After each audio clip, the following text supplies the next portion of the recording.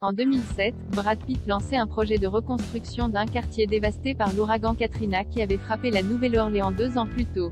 Un projet éco-responsable, qui se révèle être, plus de 10 ans après, un désastre absolu. Vous l'ignorez peut-être, mais une des brûlantes passions de Brad Pitt est l'architecture et le design.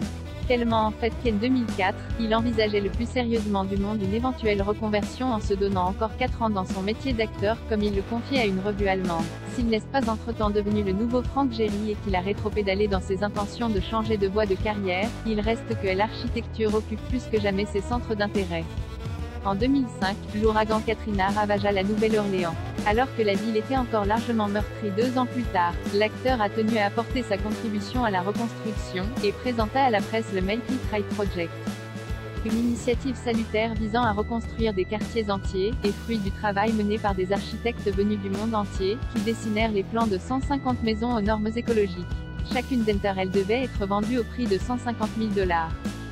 Brad Pitt, très impliqué dans cette initiative, annonçait même qu'il avait investi $5 millions de sa poche dans le projet, et qu'il cherchait encore à récolter des fonds. Car il ne comptait pas s'arrêter là, d'autres quartiers devaient bénéficier de la mesure. Ces premières maisons, qui devaient être construites sur pilotis pour éviter tout risque d'inondation, devaient voir le jour l'été 2008. Pour celui qui se rêvait architecte, c'était une opportunité rêvée.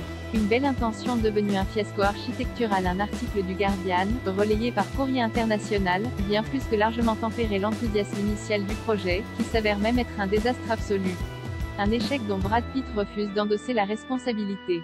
De nombreuses maisons construites avec ce projet sont devenues inhabitables, la faute à une quantité invraisemblable de malfaçons, infiltration d'eau, moisissures, porches pourris par l'humidité, rampes d'escalier qui s'effondrent, incendies causés par des problèmes électriques, plomberie et ventilation défectueuse, infestation de termites.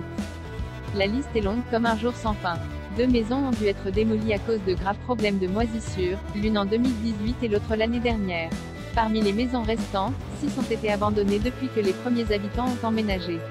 Bien que certaines de ces structures n'aient pas encore 10 ans, mes données montrent que 6 seulement restent en assez bon état. La Judith Keller, universitaire spécialisée dans l'urbanisme, est citée dans l'article. J'ai été choquée de voir à quel point ce projet s'était détérioré ces 3 dernières années. La situation serait d'autant plus dramatique que la plupart des propriétaires n'ont justement pas les moyens d'effectuer les réparations eux-mêmes. Plainte collective déposée. Un collectif des habitants résidant encore dans le quartier vient d'intenter un recours judiciaire contre l'acteur et son organisation caritative. Il s'agissait, dans la plupart des cas, d'un accord unique des accessions à la propriété pour ces personnes, explique l'avocat du collectif, Ron Austin, soulignant aussi qu'en dépit de ce fiasco sous la tutelle du comédien, de nombreux résidents continuent d'apprécier l'acteur. C'est incroyable. À ce jour, leur maison s'effondre autour d'eux et ils aiment encore l'homme.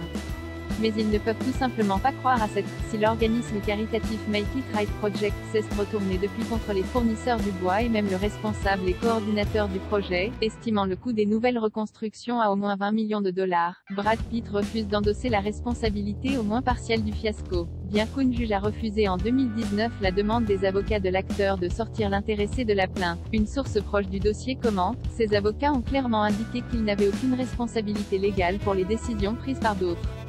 Il reste personnellement engagé à faire tout ce qu'il peut pour aider à résoudre le litige en cours. C'était toujours quelque chose qui était important pour lui depuis le début, et il veut vraiment aider à ce que les choses se terminent de la manière la plus positive.